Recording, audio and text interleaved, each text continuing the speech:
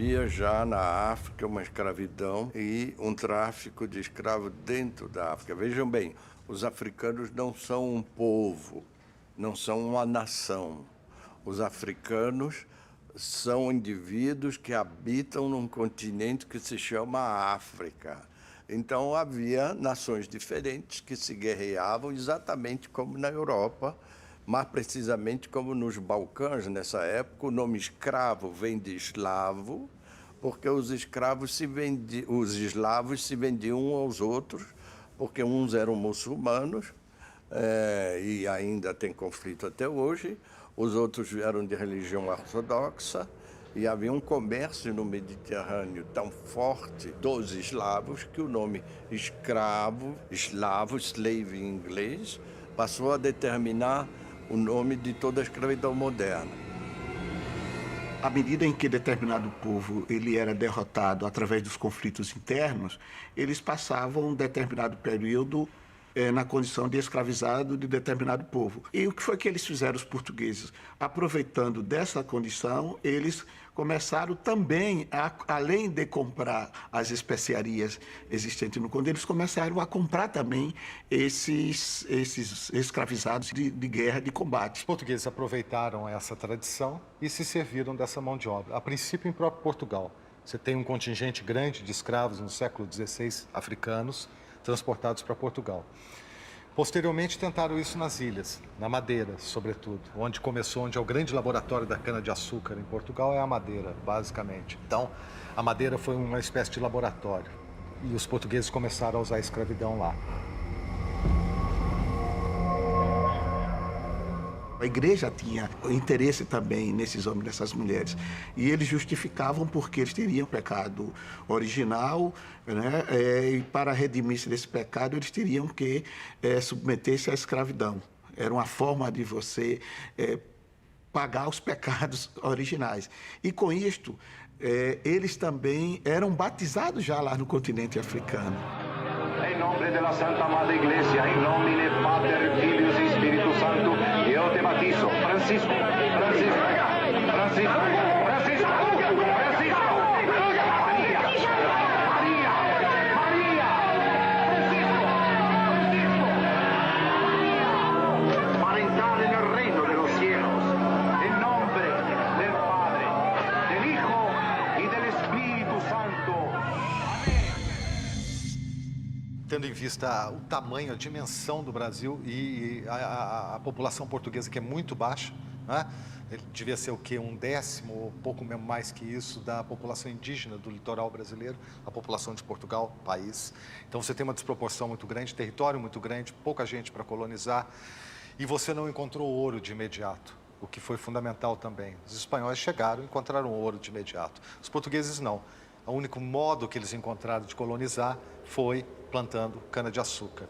Essa plantação já tinha uma tradição, e essa tradição trazia o escravo consigo.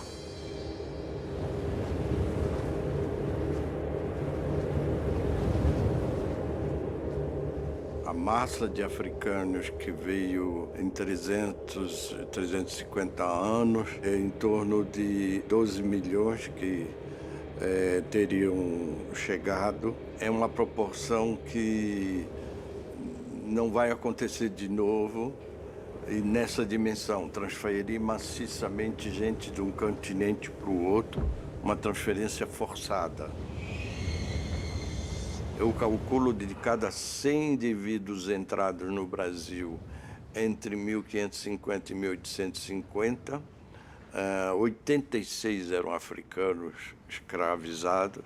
Então, isso é uma coisa que devia ser ensinada no ensino médio. Aliás, esse debate sobre por que estudar a história da África no Brasil, porque nós somos fundamentalmente um povo formado por africanos.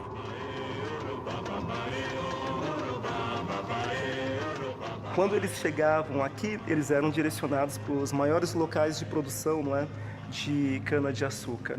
Esses africanos, quando eles estavam aqui, eles iam para esse local e tinham uma expectativa de vida também muito curta. A expectativa da época era em torno de 20 anos, quando a população em geral era um pouco maior, não é, 30 anos, Mas você imaginar que a média do escravizado seria de 20 anos era porque a escravidão, naquele período, ela era extremamente brutal, né?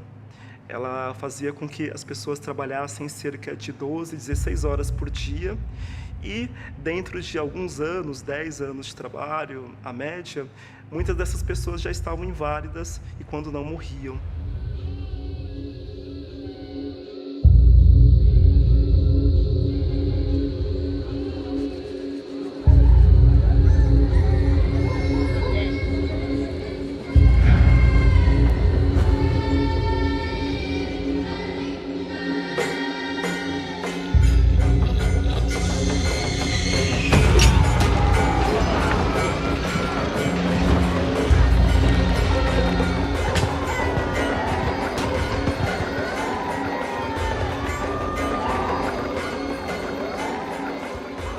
Quilombo. Isso significaria uma espécie de um acampamento militar.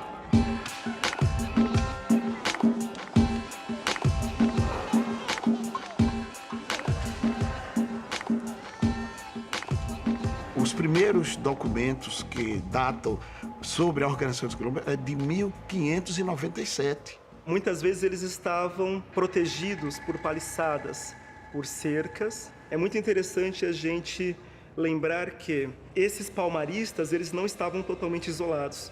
Eles sabiam muito bem o que estava acontecendo nas vilas. E quando havia uma expedição contra Palmares, muitas vezes, antes dessa expedição sair, quando estavam marchando lá, uma coluna de homens contra Palmares, os palmaristas, eles já tinham sido avisados de que havia uma expedição para destruir alguns quilombos.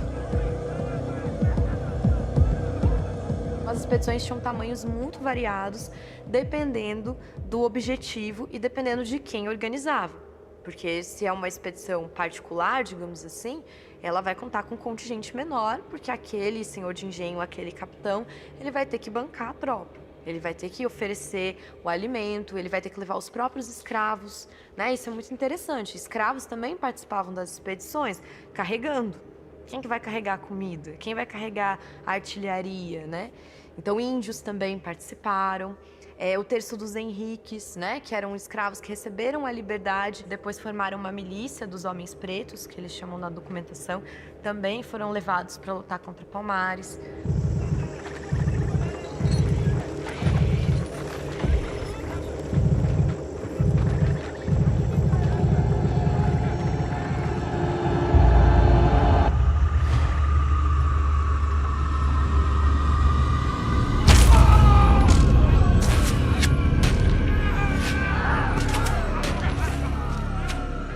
Você teve uma guerra dentro da guerra, né? Porque você teve a invasão holandesa, que dura 20 e poucos anos. E durante esse período é que Palmares vai ter uma grande ascensão.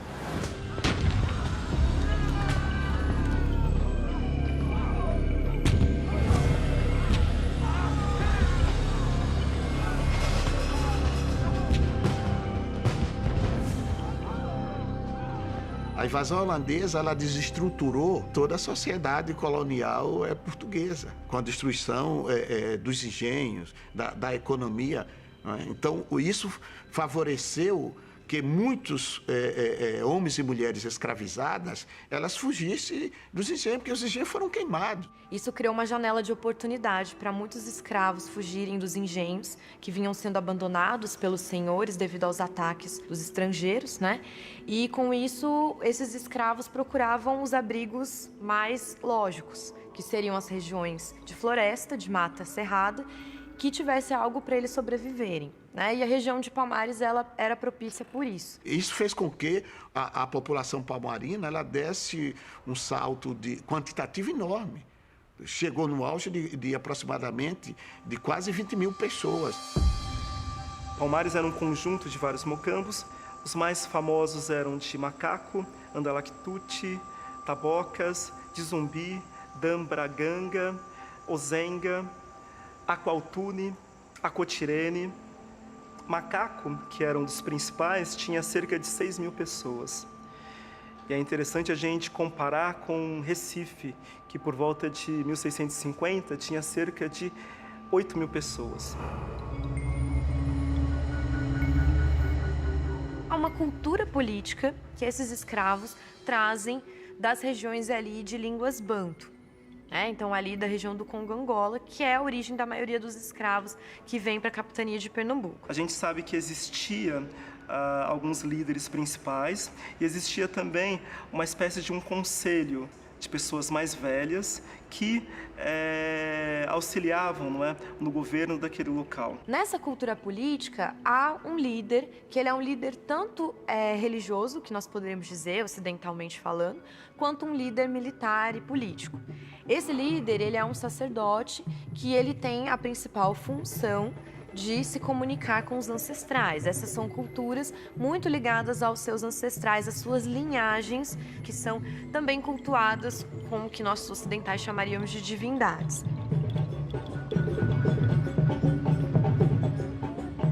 Zumbi, suspeita-se que pode ser um cargo de liderança. Não um nome de pessoa, mas um cargo de liderança, o nome de uma função. O indivíduo é um zumbi, ele ocupa a posição de zumbi, de comandante ou de capitão em chefe, sei lá, alguma coisa desse gênero.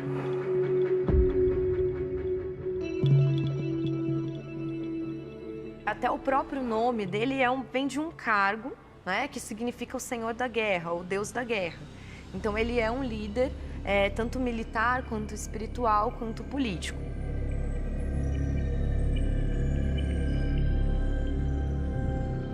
Os palmaristas, eles também faziam incursões de, muitas vezes, vingativas, né, de punição, vamos dizer assim, contra as fazendas próximas, quando eles sofriam algum ataque, por exemplo. E essas incursões, não é, palmaristas, muitas vezes destruíam engenhos próximos e também capturavam outros negros, né, escravizados que estavam naquela região e levavam para Palmares. Em Palmares, poderia haver algum tipo de cativeiro. Há registros de soldados falando que existiam cativos lá, isso principalmente na época ali de Gangazumba, e só que essas pessoas, elas tinham algumas condições e elas poderiam se tornar livres depois de um tempo. Então, era diferente do tipo de escravidão que existia dentro do sistema colonial. Você não vai encontrar documentos afirmando que em Palmares havia escravos. O que você vai encontrar é uma leitura dessa tradição que faz a seguinte lógica.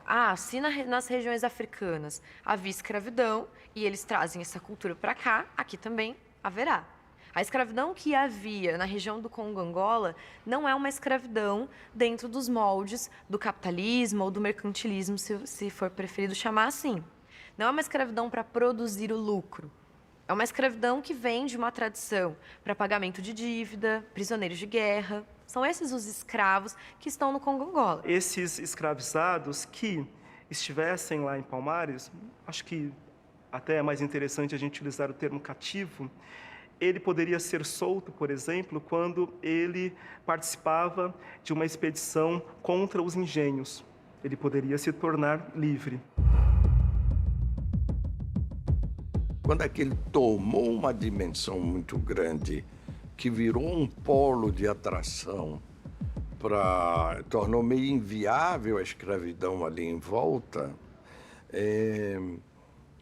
aí tinha que destruir. E aí é muito interessante, porque vem um missionário lá italiano que disse, olha aqui, isso aí, essa guerra de Palmares é uma roubada, vamos lá combinar com eles, vocês vivem aí e não aceitam mais escravo, fugido, e aceita aí um missionário, fazer uma igrejinha, como se fosse uma tribo de índio dessa, uma aldeia dessas aí do mato, e tudo bem, ficamos elas por aí. Aí o padre Antônio Vieira escreveu um documento violento, disse, nada disso.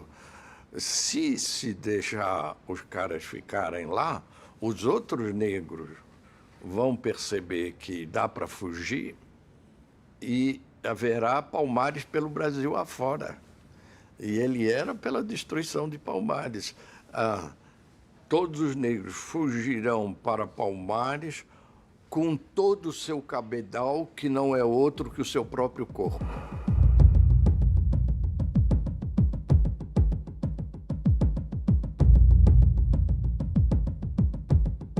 uma expedição comandada por Fernão Carrilho, um capitão que vem do Sergipe. E quando ele chega, ele organiza um arraial, ele fica cerca de 4, 5 meses ali na região dos Palmares e faz diversos ataques até conseguir capturar alguns parentes de Ganazumba.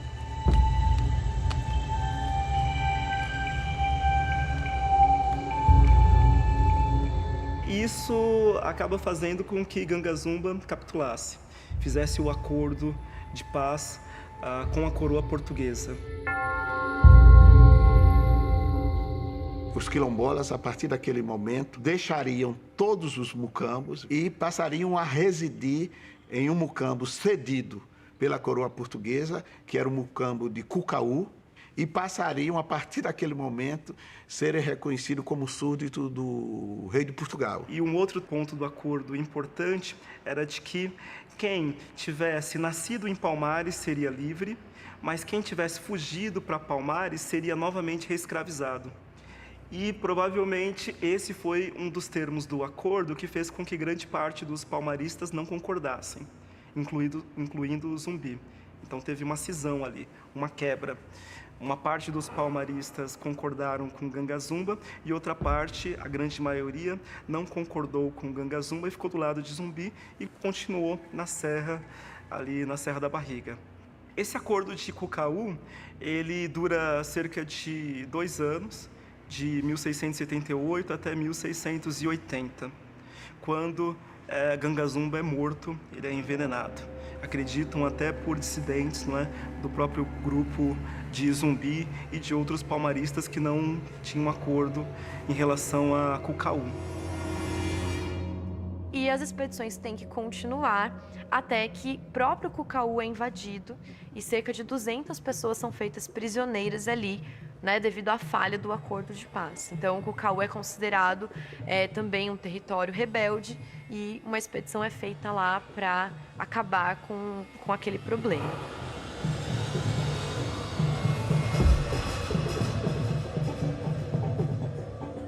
Bandeirantes são refúgio de guerra. Essa gente foi toda, de certo modo, arregimentada pelo Salvador Corrêa de Sá e Benevides para ir combater em Angola, os holandeses. Quando você desmobiliza, você traz essa gente de volta e desmobiliza essa gente no Brasil, eles não têm o que fazer. Eles são bandoleiros, são bandidos, são mercenários. Combateram em Angola como mercenários e sempre levaram uma vida no mato como bandeirantes. Então, essa gente não havia o que fazer com ela. Muitos deles foram ocupados dessa forma, formavam tropas mercenárias para combater ou índios alevantados ou negros quilombolas. Matavam milhares de indígenas, roubavam, faziam razias nas vilas, etc. E tal. Tudo que eles pegavam, que eles precisavam para o exército deles, que era enorme também, mais de 1000 pessoas entre indígenas e brancos pobres e tal, mas tudo que eles pegavam, eles roubavam das vilas vizinhas. Então, tudo isso tornava eles um grupo não muito querido entre a própria população de Pernambuco. Eles fazem mais de uma expedição, que não dá tão certo, até que a de 1694, eles são realmente preparados a construir uma contra-cerca. Eles chegam até o mocambo principal, na Serra do Barriga, e lá eles constroem uma cerca paralela para conseguir subir, então, a cerca dos habitantes de Palmares e para conseguir romper aquela estacada e entrar no mocambo. Eles não lutam sozinhos. Então, tem um personagem importante também, que é o Bernardo Vieira de Melo, que ele é de Pernambuco, e ele organiza uma tropa, e inclusive ele leva uma espécie de canhão para lá, o que é muito curioso, né? Eu fico imaginando ele subindo uma região mais íngreme, né, com mato, subindo com uma peça de artilharia nas costas, provavelmente os escravos carregando, para, no meio da chuva, do ambiente úmido, tentar fazer aquele canhão funcionar para romper aquela cerca. E lá estava a principal força armada dos palmarinos, estava lá. Há relatos dizendo que havia montanhas de corpos de pessoas mortas, de negros, né, que foram mortos ali e que foram reunidos em certo local. Então, muita gente morreu. Agora, é lógico que, sendo uma região com mais de 20 mil pessoas, e ali em Macaco também alguns milhares, muitos morreram, outros foram capturados. Agora, uma boa quantidade também deve ter fugido para outras regiões, para outros mocambos. Zumbi conseguiu fugir e criou um novo mucambo. Quando, no dia 20 de novembro, o capitão André Furtado conseguiu aprisionar um dos amigos de Zumbi, e depois de o torturar bastante, ele, evidentemente, denunciou onde o Zumbi estava residindo. Você tinha o leito do rio, né, Paraíba, e aqui era como se fosse uma cachoeira. Cai a água diretamente e a água continua no seu leito. Nessa caída de água, aqui dentro você tinha uma caverna. O que acontecia, né? Era onde ficava residindo grande parte desses comandados de Zumbi. Não, eles caíam dentro da água e depois subiam. As pessoas achavam... Então, era uma forma deles ficarem permanentemente escondidos. Não precisava criar residência. Aqui lá dentro você tinha essa caverna. Então, quando o chamou, aí ele indicou quem era Zumbi dos Palmares e ele foi literalmente fuzilado. Sua cabeça foi decepada e colocada, exposta lá na cidade do Recife, né, para mostrar como símbolo, dizendo que é todo aquele que tentasse organizar uma resistência contra o sistema escravocrata colonial português, teria aquele fim. O Zumbi é um herói nacional, indiscutível, mas, ao mesmo tempo, a violência contra a população negra continua. Eu dou um exemplo concreto. O aeroporto de Maceió se chama Aeroporto Zumbi dos Palmares. Tudo bem, mas Alagoas é um estado onde mais se assassina jovem negro. As vítimas de negros de 18 ou de 16 a 25 anos, as estatísticas em Alagoas são as mais fortes. Quer dizer, há uma tolerância com uma violência específica em cima da população jovem negra no Brasil que é intolerável.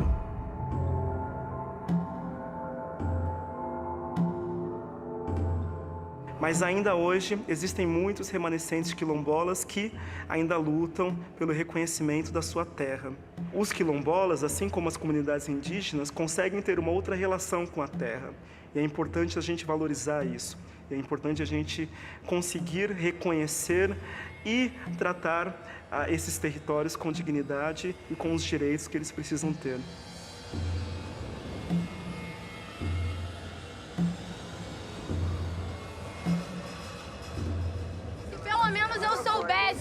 Meu verdadeiro sobrenome, meu país, minha terra. Ah, se eu soubesse, já era. Se minha carne fosse vista diferente, se eu olhar fosse mais inocente, se eu não tivesse que ser forte, nem dependesse da sorte, se antes do diabo que me pintam por ser o que sou, ou da deusa que cultivo pelo mesmo motivo, eu fosse pessoa antes de mulata, se eu não tivesse que falar na lata, se eu não tivesse que gritar, ainda ia ter graça me ver sangrar? E se eu quisesse me vingar? Vocês acham que nós não lembrava do estupro da escrava? Que vocês ainda comemoração porque o resultado? A linda miscigenação. Vocês acham que nós esquece a tragédia dos Mec-Mec que termina lá no Citotec? Sim, aborto. A pergunta agora é se o feto era vivo ou morto. E ela? Crucificada aos 16, sem ajuda de nenhum de vocês. Sozinha, pedindo aos céus ajuda de manhinha. Mas aqui só tinha inferno e o julgamento eterno. Se não vai pra prisão, pode ir pro valão, taxada de puta na televisão. Pra nós, ninguém reserva oração. Tudo preto, sem bandeira branca na trama. Você já sentiu negra drama? Ou tu só respeita se for da família, pede benção pra mãe e não assume a filha. E os manos sempre diz que são todo errado. E aí quer pagar de aliado, mas vocês têm que entender nosso lado. Nós não atura papo de mandado, porque o papo não faz curva. Aqui o papo é reto. Você vai se arrepender de me fazer de objeto. Será que um dia tem paz ou será sempre mais um jaz? No cais, sinto o horror do valongo, quilombo dor. É o combo do meu horror, mas você não me parou. Uns mortos na matéria, mas vivo na memória. Eu canto aqui é pra lembrar essas histórias. Em meio ao caos, nós vai encontrar a glória. Em meio a tanta luta, nós vai chegar na vitória. É que eu tenho a minha raiz, minha base pra ser feliz. Eu invado, eu não me encaixo. E você ainda se acha muito macho. Mas nunca viu rastro de cobra, nem couro de lobisomem. Se correr, o bicho pega, se ficar, o bicho come. O que eu passei na vida, vocês não sabem como é. Pra viver na minha pele, neguinho, tem que ser muito, mas muito mulher.